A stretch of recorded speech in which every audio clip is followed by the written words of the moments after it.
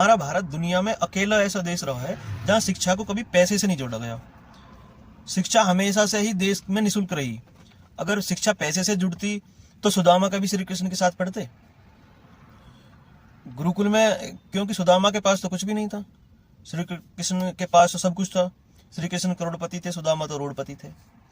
फिर भी दोनों एक ही क्लास में एक ही जगह बैठकर पढ़ते थे, एक ही गुरुकुल में पढ़ते थे, क्योंकि शिक्षा पैसे से बिकती नहीं थी।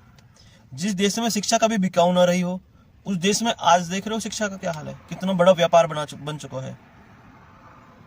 और आज जो ये बड़े बड़े संस्था चला रहे हैं, यही लोग उल्टा कंट्रोल कर रहे हैं सरकार को, सबको।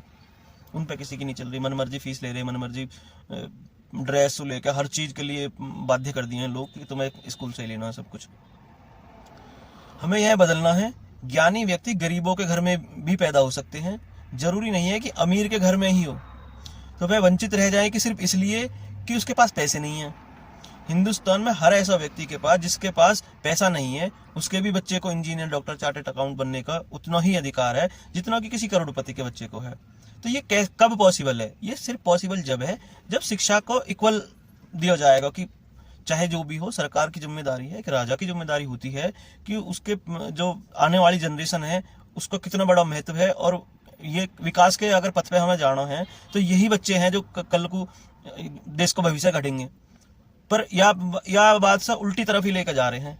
कोई सीरियस समझ ही ना रहा। जो सीरियस है, या अगर ये सोच रहे हैं कि कुछ विकसित हो जाएगा या कुछ बदलाव हो जाएगा या हम शुरू बन जाएंगे, तो इस जुमलेबाजी से नहीं बनेंगे। आज कर लो शुरू, या 10-5 साल बाद कर लो, या कितना ही समय ले लो। अगर कभी भी तुम सोच रहे हो कि कुछ बदलेगा या हम भी विकसित हो सकते हैं, तो या मैं सिर्फ और सिर्फ शिक्षा का ही महत्व है। और शिक्षा ही जो टेम्परामेंट है ना लोगों का, जो आने वाली पीढ़ी इनका बच्चे का, उसे साइंस और एआई से और जो दुनिया से कदम मिलाने वाली बात है ना, वो सिर्फ पॉसिबल है शिक्षा से, पॉसिबल है एजुकेशन से, पॉसिबल है। क्योंकि अब तो जैसे चल रहा है आगे को तो इतना ज्यादा दुनिया इतनी तेजी से बदल रही है कि हमें अपना सिस्टम, अपनी एजुकेशन, अपने बच्चे, अपना भविष्य, अपना हमारा आने वाली पीढ़ी, उसे किस तरह से हमें दुनिया में कदम मिला के चल पाओगे। तो एजुकेशन को लेकर जो अभी तक भी